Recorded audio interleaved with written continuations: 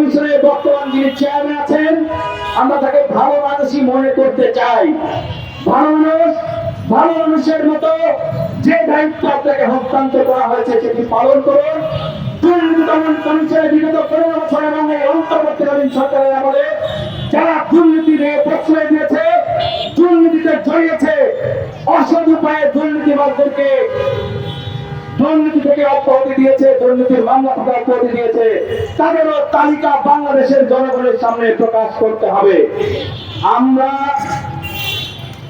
আমরা সচিবালয়ে বলেছি, সচিবালয়ে যে ফ্যাসিলিটির দোষরা আছে তাদেরকে অনতিবিলম্বে প্রত্যাহার করুন। এইরকম সরকার আসলে আমরা চাইনি।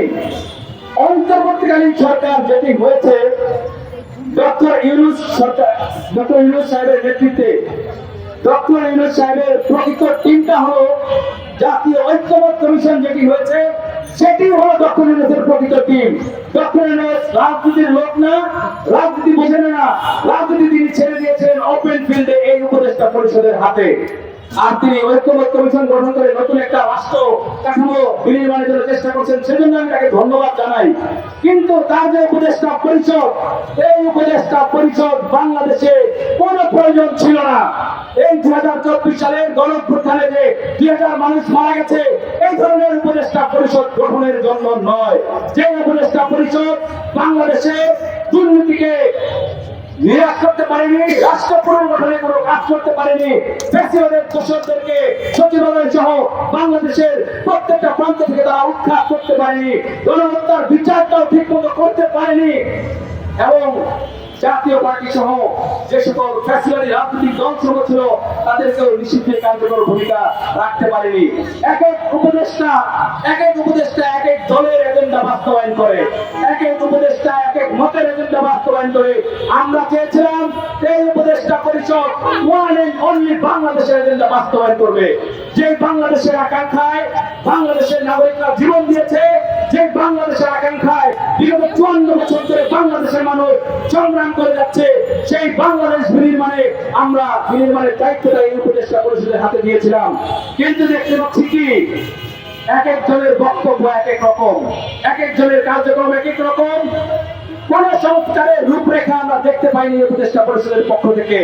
দু একজন সচিবকে, এই গতকাল আজকেও দেখলাম একটা নিউজ যে 9 জন সচিবকে অপসারণ করা হয়েছে। এই 9 জনের মধ্যে কয়জন ছিল যারা দায়িত্বপ্রাপ্ত? এই মুহূর্তে সবাই প্রায় এসডি ছিল। এই শফিউল আজিম নির্বাচন কমিশনের সচিব ছিল, তার সাথে এসডি ছিল অনেক আগে। তাদেরকে অপসারণ করা আর না করা সমান। কিন্তু সচিবালয়ে বহাল বিগত সময়ে যারা 3টি অবৈধ নির্বাচনের ডিসি ছিল, এসপি ছিল, উপজেলা নির্বাহী অফিসার ছিল, তাদের কতজনকে অপসারণ করেছেন? যারা সেই সময় সচিব ছিল তাদের কতজনকে অপসারণ করেছেন?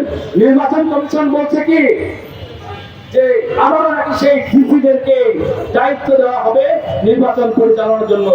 বাংলাদেশের আগামী ত্রয়োদশ সংসদ নির্বাচন অনুষ্ঠিত যেটি হবে, সেখানে অতীতের আমাদের 3টি নির্বাচনে যারা ভূমিকা রেখেছিল, যারা দায়িত্ব পালন করেছে, একজন ব্যক্তিকে যদি কোনো নির্বাচনী দায়িত্ব দেওয়া হয়, সেখানে জনগণ সেই ব্যক্তিকে প্রতিহত করবে।